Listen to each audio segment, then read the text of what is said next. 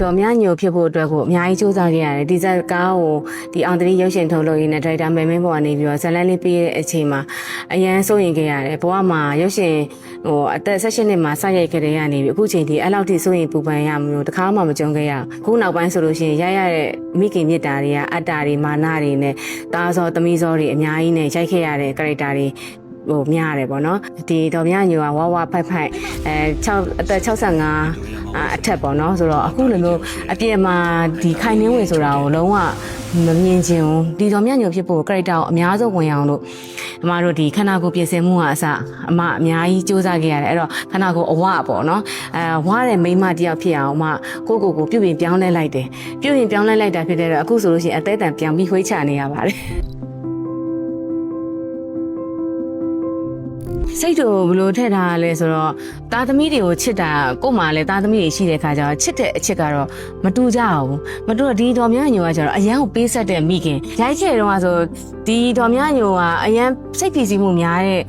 ဇက်ကောင်တကောင်ဖြစ်တဲ့အတွက်တိတ်ပေါင်းများစွာလည်းအများကြီးစူးစမ်းပြီးရိုက်ခဲ့ရပါတယ်ပေးသက်တွေကနေပြီးတော့တော်မြညိုဒီဇကားထဲမှာဒေါ်မြညိုဖြစ်ပါမလား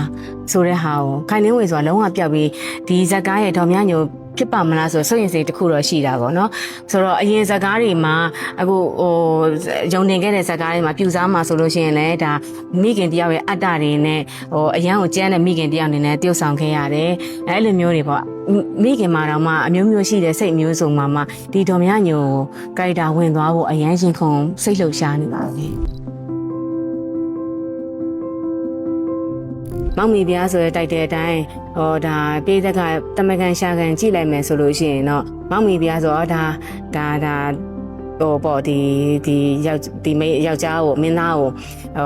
မိပြားတော်ချင်ကြတဲ့ကားမျိုးအချစ်ကားလို့ထင်ကြမယ်ဒါပေမဲ့ဒီဇာတ်ကားမှာဆိုရင်ပညာပေးတွေအများကြီးပါတယ်ဒါတက်ငယ်ပရင်းပညာပေးတာတွေမိခင်မြတ်တာအပညာပေးတာတွေဟလာတကယ်ကိုသူများမကောင်းတဲ့စိတ်ထားရင်ဘလို့တံပြန်ပြီးတော့အကျိုးတက်ရောက်မှုခံစားရတယ်ဖျားတရားဟောတရားတွေအများကြီးပါဝင်တယ်ပြီးတော့ဒါတာမိပေါ့နော်မိခင်မြတ်တာကိုလည်းဖော်ပြတဲ့ဇာတ်ကားတကားဆိုတာပြည်သက်တွေကြည်လိုက်ရင်သိမှာပါဆိုတော့ဒီကားကတကယ်ကိုရတာရှိရဲ့ဟင်းကောင်းတစ်ခွက်မှာအကုန်လုံးစုံထည့်ထားတဲ့ဟင်းတစ်ခုလို့ပြောလို့ရပါတယ်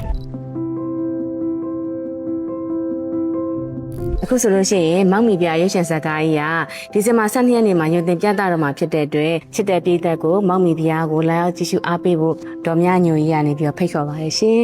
သူ့မှာတားလေးတယောက်ရှိတယ်။အဲတားလေးကငယ်ချိုးတယ်